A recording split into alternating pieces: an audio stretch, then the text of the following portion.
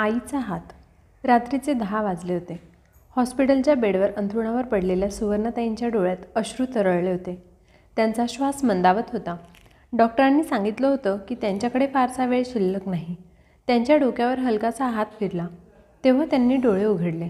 समोर त्यांचा मुलगा सौरभ उभा होता. आई, हवंय का काही? तो हलक्या आवाजात विचारत होता.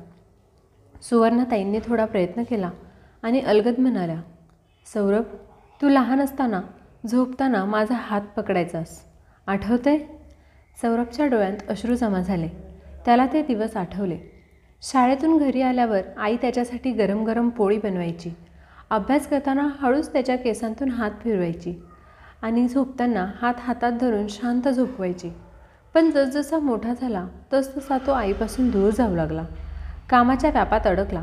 शेवटचं त्यानं आईचा हात कधी धरला होता हेही त्याला आठवेना. आई, मी खूप दूर गेलो ना तुझ्यापासून, तो स्फुंदत म्हणाला.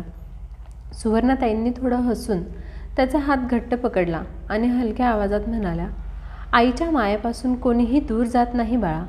फक्त कधी कधी आपल्याला वेळ लागतो ते समजायला. त्यांनी शेवटचा श्वास घेतला आणि त्यांच्या हात हळूहळू सैल झाला.